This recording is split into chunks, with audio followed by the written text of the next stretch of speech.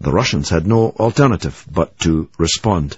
They responded because, well, what happens in their backyard is of vital importance to them, and Medvedev has risen to the occasion. That's my point of view. Here's Val in Vienna. Val's a man. How are you doing, George? I'm doing fine, Val. Thanks for phoning. I'm sorry I mistook you for a lady.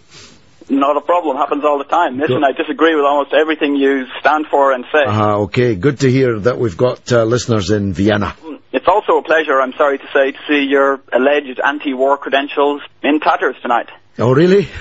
Tell me why. You surely cannot possibly also deny the reality that the Russians, for whom you have a great admiration, seemingly, have exploited this situation to try and undermine the entire Georgian state. They're not driven by concern for the people of South Ossetia, most of whom, by the way, are not ethnic Russians. Well, I'm not sure that contribution quite leaves my anti-war credentials in tatters, Val, if you'll forgive me saying so, especially as you do not dissent from the analysis that I set out. I'm not a pacifist, as I suspect you know if you're a regular listener. I do believe that there are times when one has to fight, and one of those is when one's vital national interests are threatened.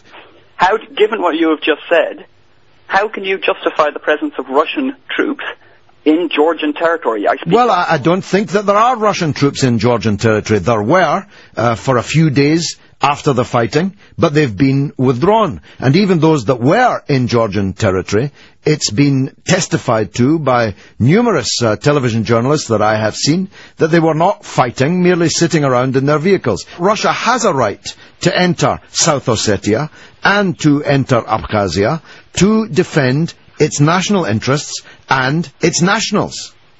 The Russians have been handing out passports in South Ossetia. Well, look, you say that.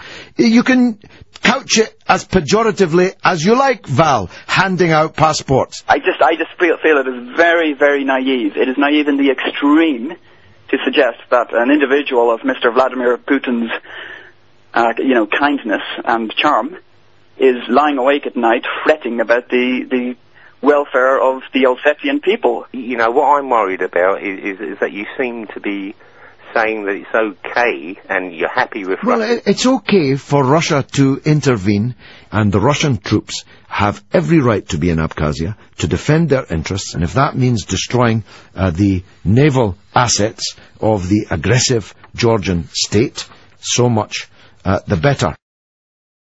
I'm thinking you're saying that Russian troops have withdrawn simply to South Ossetia. Yes. This is patently untrue.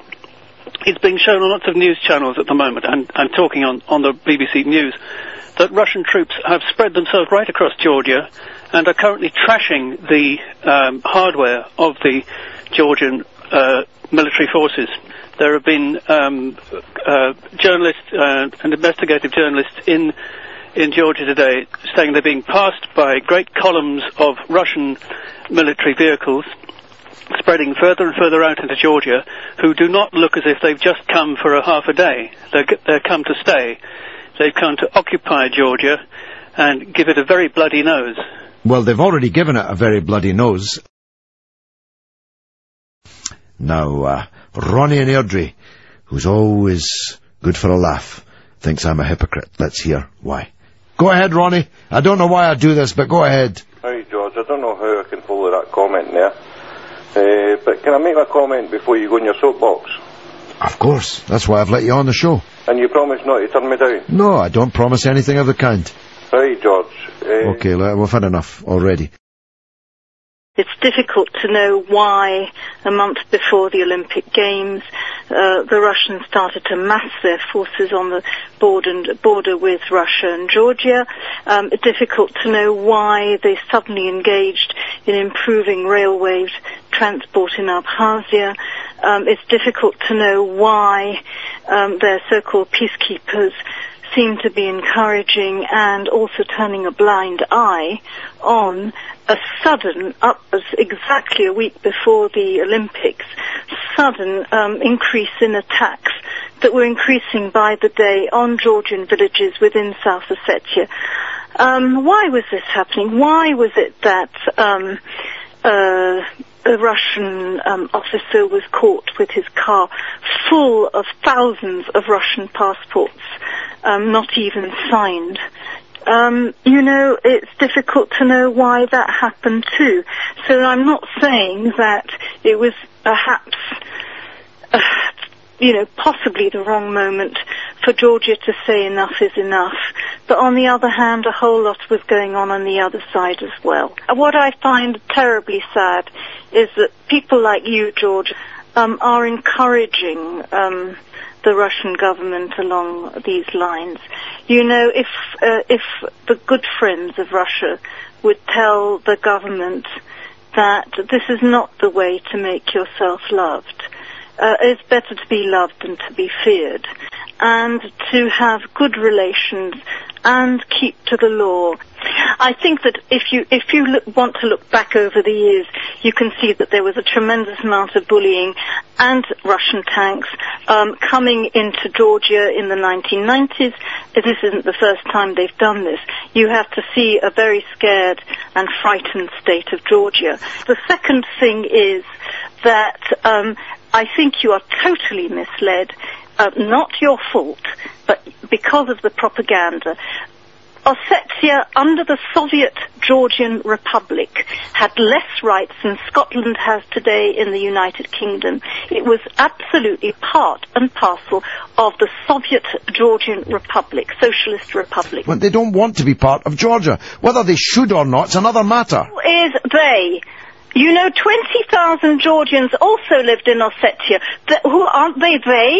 The majority, Dr. Tamara, the great majority. I think we can agree on that. I mean, it's very important that we don't try and mislead anyone. Let's agree, I hope you'll agree, that the majority of people in South Ossetia and the majority of people in Abkhazia do not wish to be part of Georgia.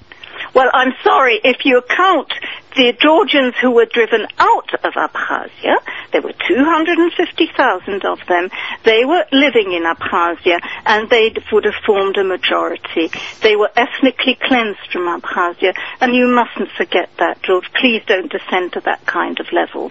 What is more, which you don't seem to remember, is that there are at least 200,000 Ossetians living in mainland Georgia. Chauvinism, Georgian chauvinism, is out and rampant on the streets of your country now, isn't it? Georgia for the Georgians, that was the slogan, wasn't it? Sorry. For one, I think you ought to know that I was born in Great Britain. I'm third generation British. I was born in Oswestry in Shropshire. And your answer to my point is what? Your point being that my view is based on historic facts, and the facts are the 20,000 Georgian villagers might never be able to return to their villages, which happen to be in the territory of South Ossetia, and they do not want to be free. The 250,000 Georgians who had to leave Abkhazia they are also Abkhaz, and they should be allowed to go back to their territory. And I also think, and I really do think, and I beg you to think of the consequences of encouraging Russia, where there are many people who would rather that Russia was seen as a warm, good neighbour and not a bully. Well, thank you very much, Dr. Tamara. I think we've given you a good crack of the whip, and you've had plenty of time to lay out your stall. I salute your courage, your strength, your indefatigability. Thank you, my friend. Very kind. Eddie in Leith says that Dr. Tamara's informed and solid knowledge put your sensationalist soundbites back in kindergarten. More of her, says Eddie. Dave in Frisco in Texas believes the same. George, that doctor just hammered you on the South Ossetia, Georgia issue without resorting to any of the low blows you tried to shell in. I think you've been dethroned on this issue. I want a rematch. Enoch in Leominster says, George, why don't you go and live in Russia if it's so good? If you did, you'd be doing the majority of people in England the only favour they've ever had off you. Hope the remainder of your birthday is rubbish, says Enoch in Leominster. Do you know this? Enoch, for many years people used to shout, go back to Russia to me.